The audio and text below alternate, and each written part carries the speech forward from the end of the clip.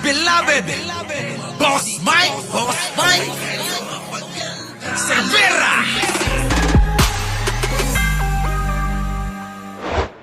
Ang kadisperaduhan ng kampo ni Sara Duterte, mga kababayan ko. Opo desperado na sila. Kaya gumagawa na sila ng fake news. Kung inyo matatandaan, pinakita na natin dito kung gaano nakasadsad ang trust rating ni Sara. Ngayon mga kababayan, gusto nilang bumawi sa pandaraya. Kaya pati survey, dinadaya na nila. Mga kababayan ko? Kaya mga kababayan, eto na, pasok! Ng Okta Research ang kumakalat na post tungkol sa umano'y survey nila ngayong buwan kung saan mas mataas daw ang trust at performance ratings ni VP Sara Duterte kaysa kay Pangulong Bongbong Marcos. Naku! Desperado no, mga kababayan. Kita nyo naman, Okta survey kung saan mas mataas ang rating ni Sara Duterte kay Pangulong Bongbong Marcos. Fake news. Paano ho kasi mga kababayan ko? Itong kampo ni Sara Duterte, mga kababayan, desperado na sila. Nalinlangin pa ang taong bayan. Ang taong bayan, mga kababayan, karamihan gising na yan. Kaya yung mga nauuto nila, gusto pa nila mapaniwala ng tuluyan. Kaya ngayon mga kababayan, pag-ingatan nyo, ibahagi ninyo, ibalita ninyo sa mga kababayan natin, sa mga kaibigan, kamag-anak, kapamilya. Sino? Itong mga balita na ito. Anong balita yan? Yung pandaraya na ng grupo ni Sara. Kaya nga po mga kababayan, tandaan nyo, itong si Sara, sabi ko nga, hindi na ito makakaangat kahit 1% pa. Wala na hong pagkakataon kung yung nakaraan, 19% na, mga kababayan, hindi na huaangat yan. Kahit 1%. Hindi ba't lagi ko sinasabi sa inyo yan, na hindi na makakaangat kailanman itong si Sara Duterte, mga kababayan ko. Tuloy natin. Pasok! Wala silang ganyang survey kahit tignan pa sa kanilang website. Ako, Diyos ko, wala daw silang ganyang survey. Nakakahiya, mga kababayan, Sabagay, makakapal ang mga mukha talaga nila eh. Hindi na umuubra yung mga ganyan na nabobo kaya sila. Ang mahalaga, makapanlin lang na lang sila eh. Yun yung tinatawag na sobrang desperado na talaga. Yung ang pakay na lang nila, manlin lang para manalo pa. Manlin lang para may maniwala pa sa kanila. Manlin lang para masabi na mas marami pa ang sumusuporta sa kanila. Mga kababayan, wala na ho. Ultimo nga ho, tinataas na yung kamay. Oo. Yung tinataas na nga ng kamay ni Digong, mga kababayan, na kandidato, abay, ayaw pa sumama. Mga kababayan, tinaas na yung kamay, Ayaw pa rin sumama sa kanila. Wala, stick na yan, mga kababayan, oo. Tuloy. Site at official Facebook. Ano sabi? Ayon sa Okta, wala silang ganyang survey. Ayon sa Okta, wala silang ganyang survey, mga kababayan. Maliwanag po yan, ha? Kahit tignan pa sa kanilang website at Kahit tignan nyo pa raw sa kanilang website, Facebook, Instagram, YouTube, X. Tuloy. official Facebook. Ang huling survey ng Okta tungkol sa satisfaction at trust ratings ng mga government official ay noon pang Nobyembre. Lumabas dito, 64% ang satisfaction habang 65% ang trust rating ni Pangulong Marcos. Dako, taas! Ang taas, mga kababayan, 64, 65. Lagpas ng 50. Pero si Sara, mga kababayan, eto siya. Ay! Bagsak! Kita nyo, mga kababayan ko? Mali ka, Sir Mike. Ang taas ng survey nila. Doon sa, sandbars. Sa sandbar, oo. Pero dito, mga kababayan, ang laki-laki ng lamang niya. Ang laki. Ang laki-laki. Tingnan nyo, panoorin nyo. Eto, mga kababayan, bagsak na talaga to. Wala na ho si Sara. Hindi na ho makakabangon yan. Wala na ho pagkakalagyan po yan si Sara. Kahit itaga nyo pa sa ulo ni Bato. Wala na ho. Oo. Kahit pa kuminis, lumapat yung mukha ni Marcoleta. Hindi na ho mababago yan. Kahit pa ho, mga kababayan. magkabuhok si Bato. Wala talaga. Kahit pa ho, mga kababayan, ha? Magiging kamukha pa ni Jack Ma si Bongo. Hindi na ho magbabago yan, mga kababayan ko. O, tuloy. Ng website at official Facebook. Ang huling survey ng Okta tungkol sa satisfaction at Ang huling survey ng Okta tungkol sa satisfaction ng rating ng Pangulo at ng ikalawang Pangulo ay ano? trust ratings ng mga government official ay noon pang Nobyembre. Lumabas dito, 64% ang satisfaction habang 64 ang satisfaction rating ni Pangulong Bongbong Marcos. 65% ang trust rating. 65% ang trust rating ni Pangulong Bongbong Marcos. Kay Sara, bakit di nyo pinakita? Wala na. Ayaw nang ipakita kasi mga kababayan, nakakahiya talaga. Kaya kung hindi nila ipapakita, eto, tayo na lang, oo. 19% na lang talaga. Ay, nako. Eto mga kababayan ko kasi, eto kasi mga kababayan, ano?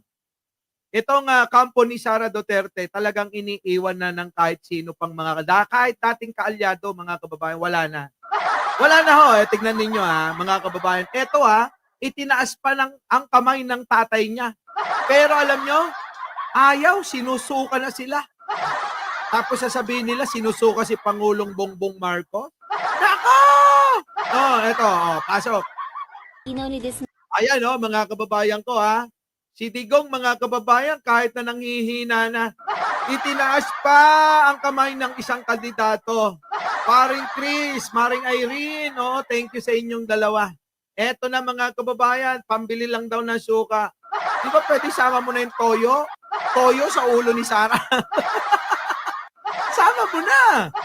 Eto, mga kababayan, pakinggan nyo po ito kung paano isuka na itong grupo ni Duterte. Itinaas na yung kamay, mga kababayan, pero tinatanggi na siya. Ganyan po talaga, mga kababayan. Itong si Duterte, ayaw ng lapitan. Kung nung araw, nung presidente, halos lahat sa kanya. Aba! Yumuyuko talaga. Ngayon, mga kababayan, parang diring-diri sa kanya. Ganun, mga kababayan Parang diring-diri ho. Pakinggan ninyo.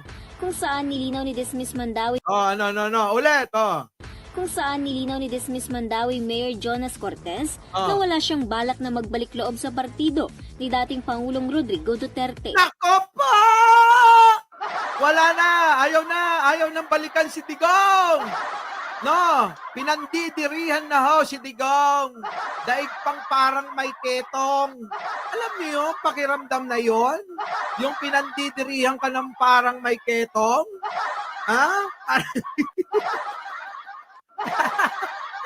Nakakaya yung gano'n, Yung parang diring-diri sila.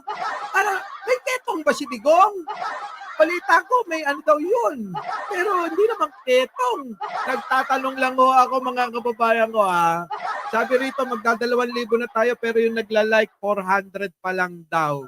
Kaya mga kababayan, nagdidelikado na naman tayo na matanggal. Mamaya, wala na naman tong live natin kasi nire-report ng mga yan. Maaari po ba, sa magda2,000, paki-like nyo naman. Siguro ayaw nilang mag-like kasi hindi ako nakasalamin. Akala nila hindi ako. So dahil ganon, babalik ko salamin ko.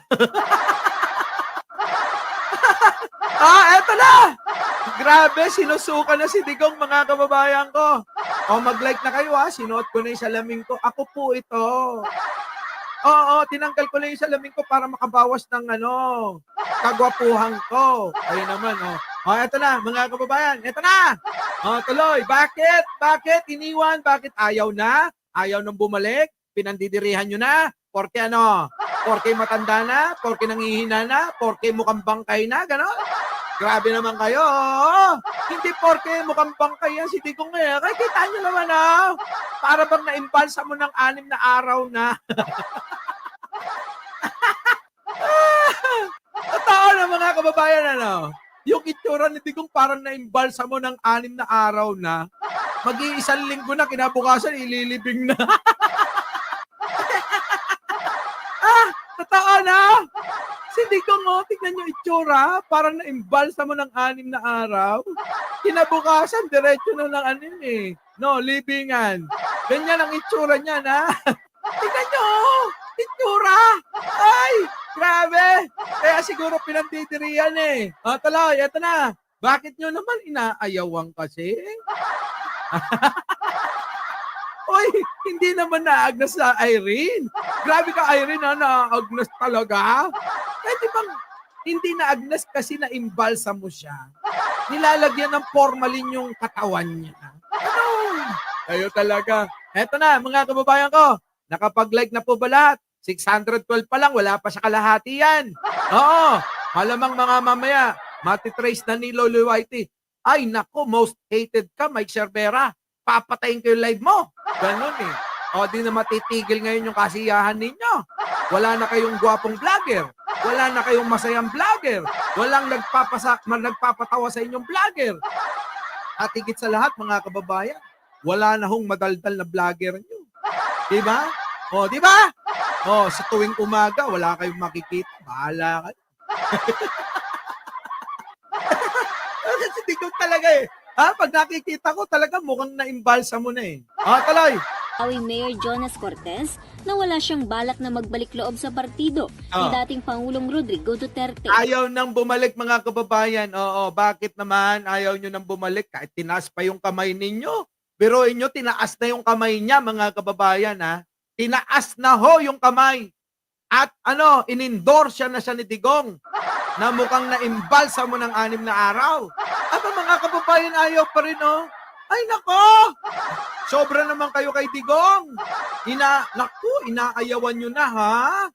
Samantalang nung araw, mga kababayan, atat na atat, magpa-picture sa akin. Aminin natin yon. Lahat ng mga politikong yan, atat na atat magpa-picture kay Digong. Tapos ngayon, biglang pinandidirihan nyo yon. Bagay, hindi ko kayo masisisi. Kasi pagka nagpa-picture kayo ngayon kay Digong, parang nagpa-picture na rin kayo sa patay, sa may kabao.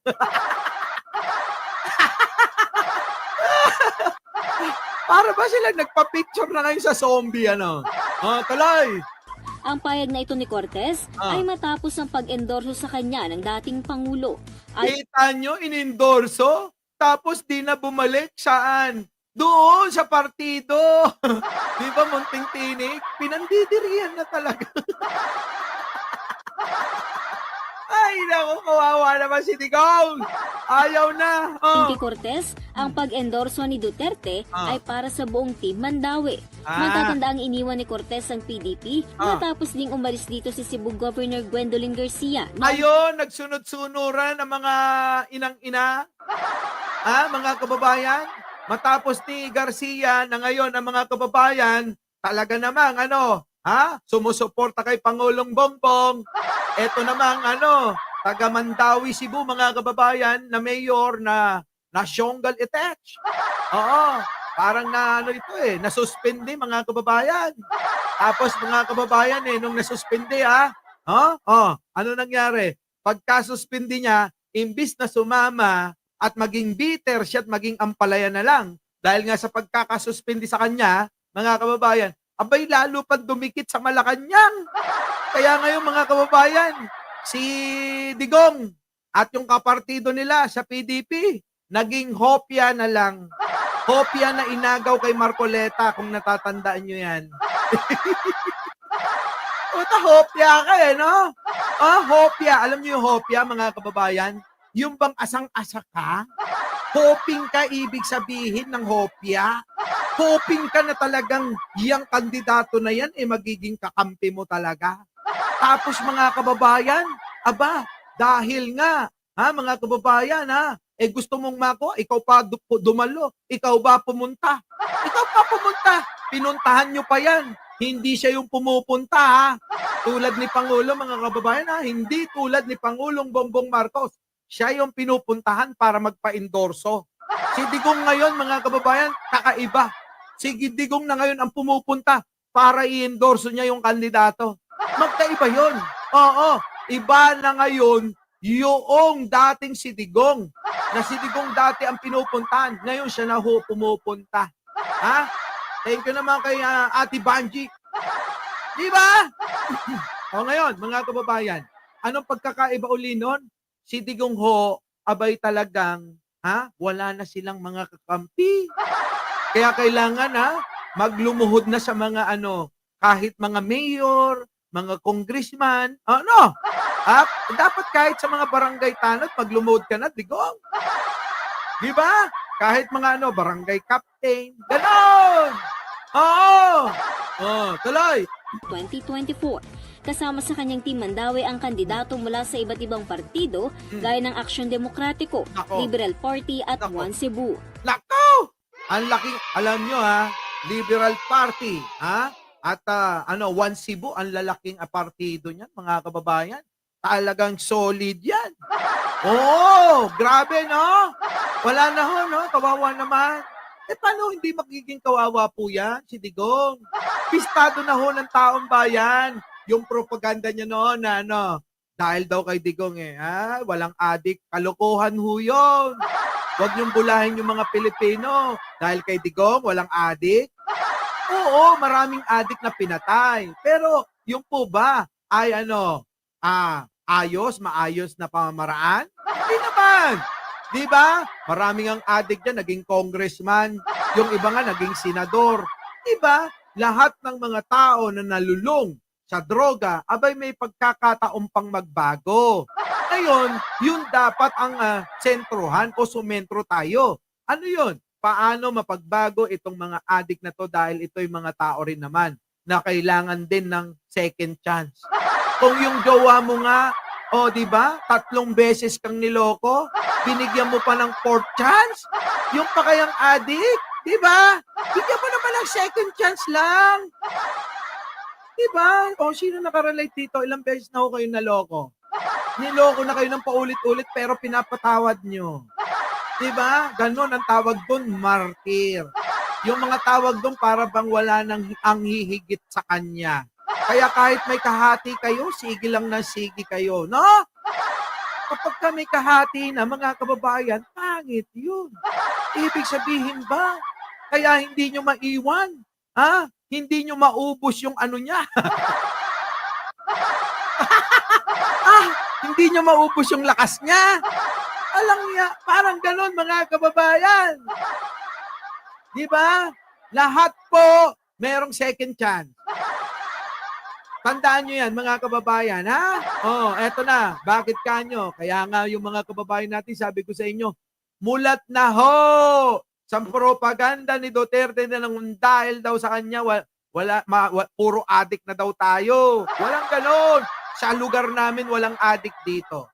Tandaan nyo, walang adik dito sa lugar namin. Oo, wala. Puro gwapo ho yung nandito. Oo, puro gwapo kasi walang nagdodroga dito. Depende ho kasi yan. Alam nyo mga kababayan, eto yan. Depende ho sa inyong barangay. Kung maayos yung inyong kapitan at mamapananatili niya yung kanyang sinasakupan, wala akong adik yan. Tandaan nyo mga kababayan, di po ba? Walang adik kung maayos, matino ang kapitan. At kung matino rin ang inyong mga mayor, konsehal, vice mayor, di po ba? Huwag niyong isisisi lahat kay Pangulong Bongbong. Ay, nako mga kababayan, di po ba? Lagi na lang sinisisi, kasalanan ng presidente yan. Anak ng tinaktipaklong kayo.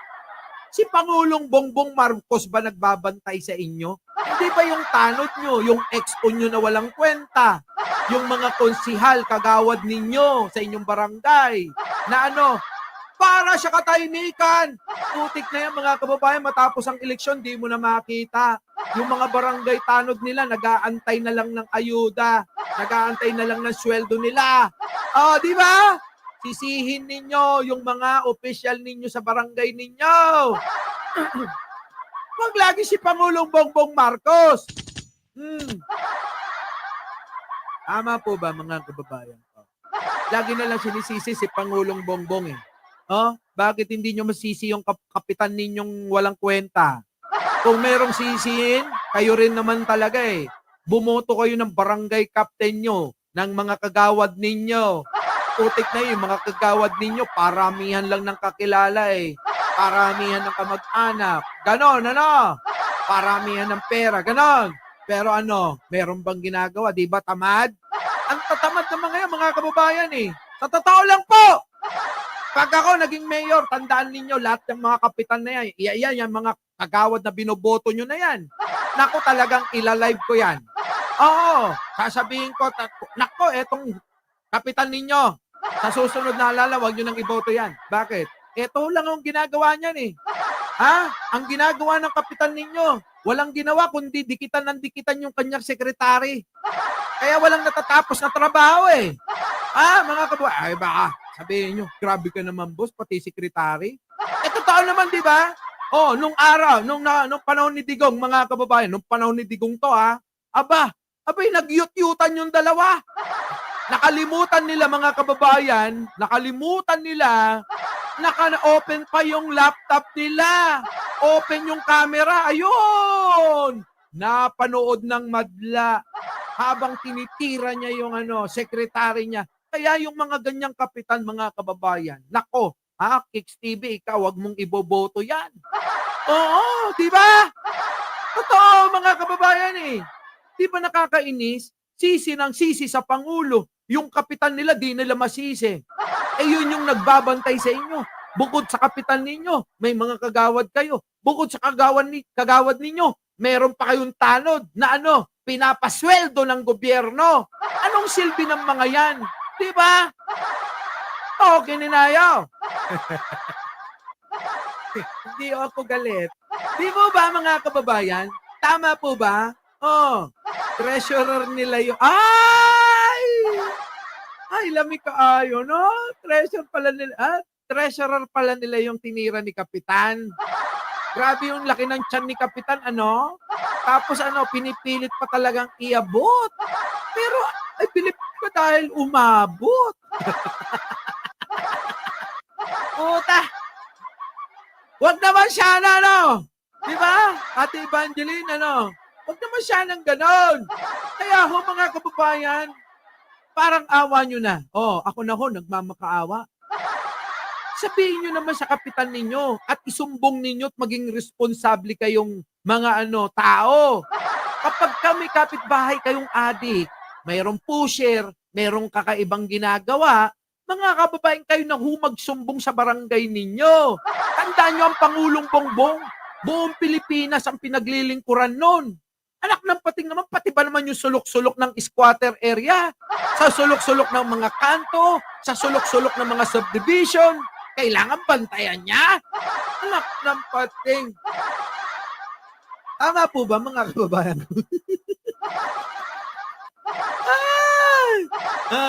Di ba? Sige, ito na, mga kababayan. Kaya nga, mga kababayan kaya wala na ito, kahit na ito pinandidirihan na itong si Digong. Mulat na ang taong bayan eh. Kaya ito si Digong na mukhang inimbalsa mo ng 6 na araw at mukhang ililibing na kinabukasan, mga kababayan.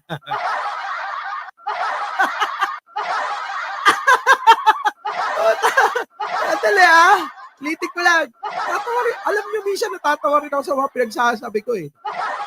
Ito ang si Digong na pinandidirihan. Na mukhang 6 na araw nang iniimbalsa mo yan. Parang kinabukasan, ililibing na nga yan. Mulat na ang taong bayan. Kaya ang inyong dating hinahangaan dahil sa panlilin lang ng mga vlogger na yan, mga kababayan, ngayon pinandidirihan na. Mulat na taong bayan eh! Our beloved Boss Mike!